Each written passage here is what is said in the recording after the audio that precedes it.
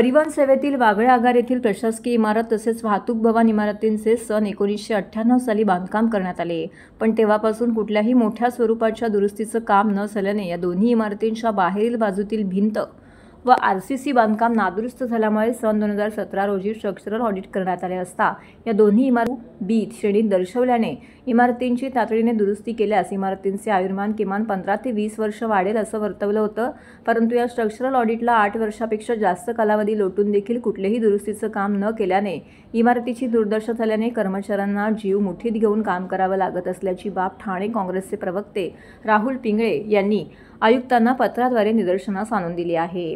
याबाबत काँग्रेसच्या शिष्टमंडळाने आज परिवहन व्यवस्थापक भालचंद्र बेहरे यांची भेट घेतली, इमारतीची पाहणी केली आणि वाहतूक भवन या इमारतीतील कंडक्टर, ड्रायव्हरचा रेस्ट रूम, तिकिटांचा साठा, record room, cash room, union office अशा इमारतींचे कॉलम बीम व बाहेरील बाजूतील प्लास्टर बरेच ठिकाणी खराब झाले असून लिकेजचा प्रॉब्लेम झाला होता। इमारतीचे आतील भागातील प्लास्टर पडत असल्याचे या दौऱ्यादरम्यान निदर्शनास आले। यावेळी बोलताना राहुल पिंगळे यांनी सांगितले की ठाणे महानगरपालिकेच्या वतीने दरवर्षी पावसाळ्यापूर्वी शहरातील धोकादायक, अतिधोकादायक इमारतींचं सर्वेक्षण करून यादी जाहीर केली जाते, कारण धोकादायक इमारतीत पावसाळ्यामध्ये कोसळून मोठी जीवितहानी होण्याची शक्यता असते। असं असताना देखील उपमुख्यमंत्र्यांच्या मतदारसंघातील व परिवहन मंत्र्यांच्या शहरातील परिवहनच्याच धोकादायक झालेल्या व शेकडो कर्मचारी काम करत असलेल्या स्वतःच्या इमारतींकडे मात्र महापालिका प्रशासनाचं दुर्लक्ष होत आहे।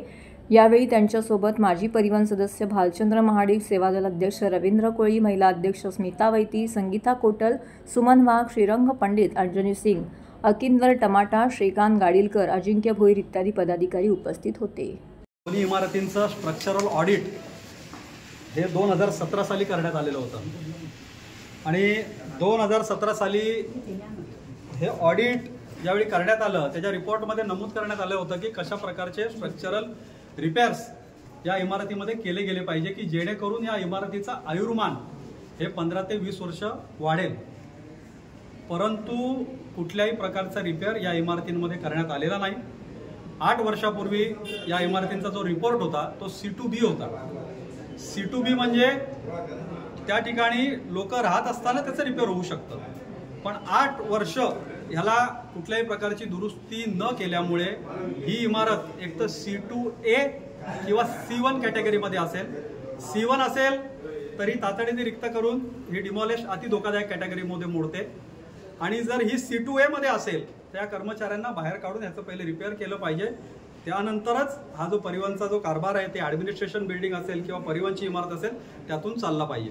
आम्ही आजच पेपर उघडला, पेपरामध्ये त्यांनी कुठल्या तरी भिगवणच्या हॉटेलमध्ये पाहणी केली, ते विविध डेपोमध्ये पाहणी करतात, तर थोडासा वेळ माझी त्यांना हात जोडून नम्र विनंती आहे की ठाणे शहरामध्ये परिवहन सेवा देणारे आपले जे परिवहन कर्मचारी आहे त्यांचा रेकॉर्ड रूम, त्यांची कॅश रूम, त्यांचा रेस्ट रूम, त्यांचं युनियनचं ऑफिस ज्या इमारतीमध्ये आहे त्या इमारतीमध्ये त्यांनी एकदा यावं, त्यांचा सगळा लवादमा काय IAS IPS घेऊन यावं आणि एकदा जरा बघावं की काय परिस्थिती आहे।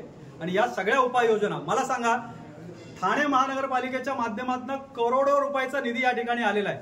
रंगकामांवरती आपण 40 कोटी रुपये खर्च, तुम्ही बघितलं असेल त्या LED स्ट्रिप्ट वगैरे लावल्या 35 कोटी रुपये खर्च, अशा वेगवेगळ्या इमारतींना वेगवेगळ्या ठिकाणी आपण खर्च केलेला आहे। मग या परिवहन कर्मचारी ज्या ठिकाणी काम करतात त्यांना अशा प्रकारची सापत्य वागणूक का? यांच्या पण इमारतीचं या ठिकाणी रिपेअर झालं पाहिजे ना। महानगरपालिकेचे जे नियम आहेत ते फक्त सर्वसामान्य नागरिकांना लागू आहेत आणि त्यांना स्वतःला लागू नाही आहेत का?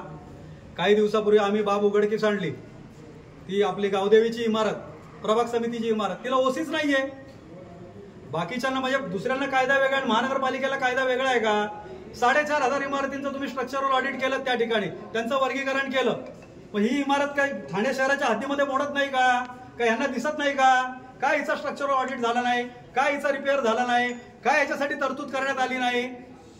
माजी मुख्यमंत्री आणि आताचे सन्माननीय उपमुख्यमंत्री त्यांच्या मतदारसंघात मोडणारी ही इमारत आणि आताचे जे परिवहन मंत्री आहेत ते ठाणे शहरामधले आहेत, त्यामुळे त्यांनी तातडीने या गोष्टीची दखल घ्यावी।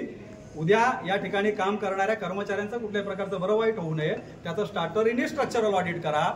ती जर C2A कॅटेगरीमध्ये असेल तर ही रिक्त करा, रिक्त करून रिपेअर करा, नाही तर तात्पुरतं हे जे कार्यालय दुसऱ्या ठिकाणी हलवा आणि C1 या कॅटेगरीमध्ये जर इमारत मोडत असेल तर इमारत डिमॉलिश करा आणि या ठिकाणी नवीन परिवहन भवन या ठिकाणी बांधावं।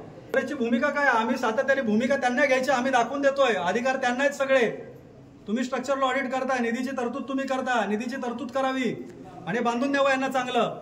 ठाण्याचा परिवहनचा कारभार जर या ठिकाणाहून चालतो, त्या अशा रेस्टरूम मध्ये पडताना काय रेस्ट करत असतील, वरनं कधीतरी प्लास्टर पडेल अशी भीती आहे त्यांना.